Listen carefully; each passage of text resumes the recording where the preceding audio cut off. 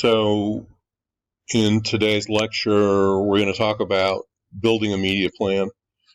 I'm actually going to do my best to take you through the PowerMat media plan presentation that was attached as part of your team assignment of creating a media plan for Slave Play, and then I'm going to give you a homework assignment that starts to get us into some media mathematics. So we began this phase, just to review, of the course by having you, as teams, create a media plan to fill seats for a supposed / made up additional extension of the run of Slave Play through July.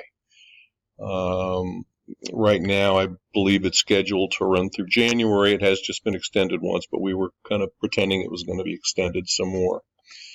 So you guys all sent in plans. They were all really good in many ways. Some good thinking done. I was very pleased. And if you wonder why you got thrown in the deep end of the pool, it's because many times by doing something without exactly knowing what you're doing, but just being as creative and inventive as you guys were, you end up learning things. You learn what you don't know also, which is, and where you wish you knew a little bit more, which is also a good exercise. So what we're doing now for the rest of the class till the end of our term in December is to talk about, now kind of going back and looking at how in a systematic way you can approach building a media plan and understanding some of the media math, some basics in that. So that's what we're doing today. Now, so here's our agenda, and I'm just trying to think if there's anything else I need to cover before we start that. No, I think we can get rolling. Okay, so I believe that creating a media plan is a combination of science and art. Okay, it's based on numbers and percentages, reaches and frequencies and CPMs and impressions and things like that, but there's definitely an artistic side to it. And because you're really kind of, it's almost like making a painting. Okay, I kind of look at it that way. I look at, by the way, building a class or a course the same way, by the way. What elements do you need to put in here to be effective and to accomplish your objectives? And how do you mix the elements? How much of this, how much of that is going to reach people in a persuasive, interesting way that breaks the clutter? How do you do that? Understanding your target audience really well is a really fundamental key to doing it right. So it's not just a case of CPMs. You know, it's a case of are there some creative, innovative ways I can reach my target, even though the CPM may not make sense. It'll be so effective, it's worth doing. And then, of course, another issue is how do the media work with the creative executions? So it's really kind of hard to make a media plan, you know, in the dark without knowing what the creative will look like, because there may be some aspects of the creative that work particularly well on radio, you know, with sound. Obviously, if there's music involved, if it's a musical play, for instance, which this isn't, you'd be playing some of the music on the radio, whether it's through earned exposures with an interview with the cast, singing the songs, or whatever it is. Anyway, so the point being that it's not all numbers. Okay, there's more to it than that to really be effective. By the way, I had sent you an article about an agency that won, I think, Media Agency of the Year. I think it was an Adweek. I was trying to give you a sense of some numbers and creativity and how that agency worked. And I've sent away I had to buy an issue of Adweek from 2018. Every year they award Creative Media Plan of the Year. to an agency, and then they write up that media plan. So I have that edition coming to me at some point, and I'm going to send you that too, so you can see some other than PowerMat, some other actual media plans that were creative. Okay, combination of science and art. So let's step back a little bit now. This one is a very attractive green chart, and I do like green. Most of the things I buy these days are green for some reason. It used to be blue. Anyway, this is a very famous business chart. And I first learned this whole approach to companies and brands when I went to business school. This was developed by a consulting company called BCG. Now, I know you can't see everything here because I see where the screen ends. But what you're seeing here are 4 different categories of companies or brands. You have stars, question marks, dogs. You can see the picture of the doggy, and cash cows with a $sign with a cow.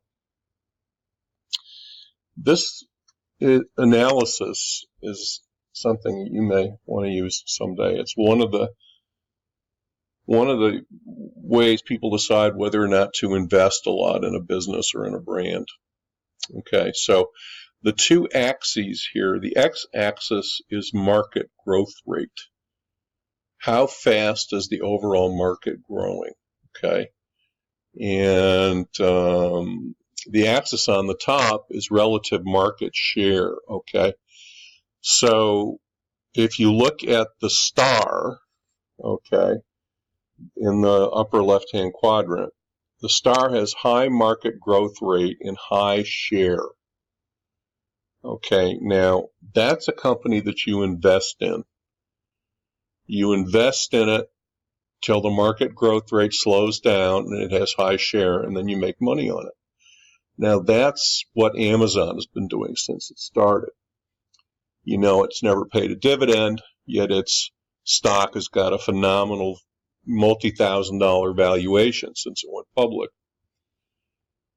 Amazon keeps investing a lot of money in all its businesses. It's not returning its profits to its shareholders. It's reinvesting in the business because the market's continuing to grow and Amazon has a high share. It wants to keep its high share. It wants to keep competitors out. So Amazon is an example of a company that would want to advertise a lot and spend a lot on marketing and attract more and more new customers. Now, the cow, on the other hand, has got a high share, but there's not much growth in the market. So it's a stable market. This is where you can take the profits out of the business and return them to shareholders. Now, the dog is something that you want to divest because a dog has a low share of market in a low growth market. So this is not a good business to own. This is something that you would want to not invest in and divest. Now, the question mark is a low share brand in a high growth market. And that's the question mark because do you invest in it? What do you do with that business?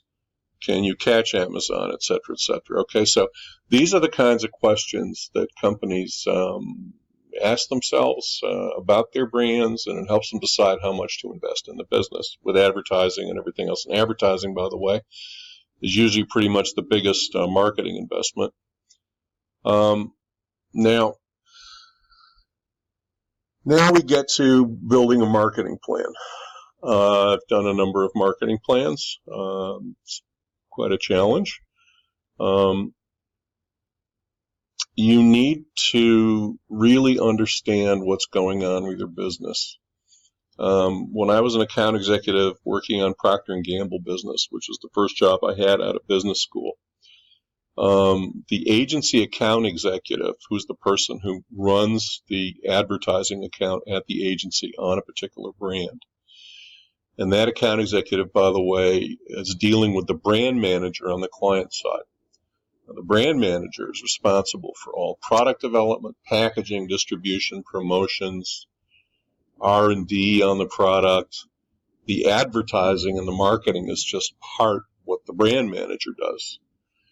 The agency account manager is the person who is running the advertising development at the agency. So that person is in charge of keeping the creative process on track, creative development, keeping the media planning and buying process on track, responding to competitive advertising, recommending to the client what they should do about changes in the marketplace.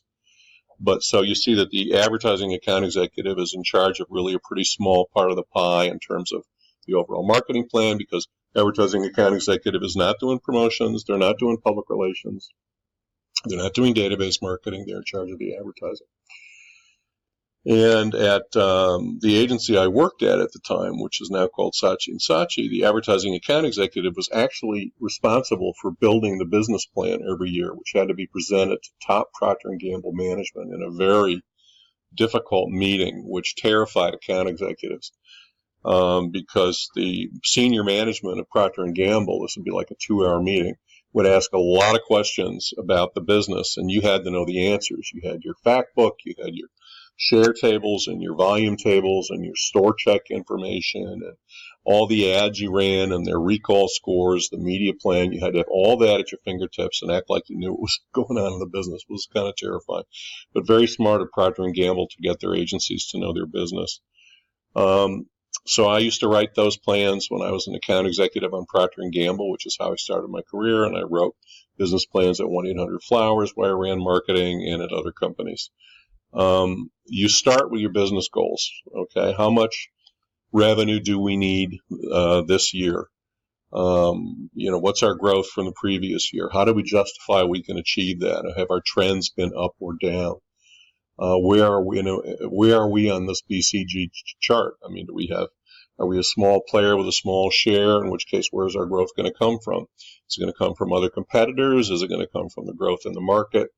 You've got to start with business goals, but you always have to justify them. You can't just pull them out of the air. That ain't going to work. Ain't going to fly. And so it also breaks down to how much do I have to sell every quarter, every month, in order to make my goals. Where will I get this sales volume? Is this, again, going to come from taking share from competitors by having a campaign that I've run in some markets and tested where I've shown that I can build share and competitor share goes down? Or am I building the market and bringing new users into the whole market? Where is the sales volume going to come from? How much business is going to come from my current customers? How am I going to get them to come back and buy again? What's my plan? How much attrition do I have? Does my customer database drop all the time? Now, by the way, Procter & Gamble doesn't have a lot of customer databases. They sell through retail. They're trying to build it. This is the case with lots of these grocery store packaged goods companies. They don't have customer databases, so they don't really have a lot of ways of reaching current customers, frankly, which is a disadvantage.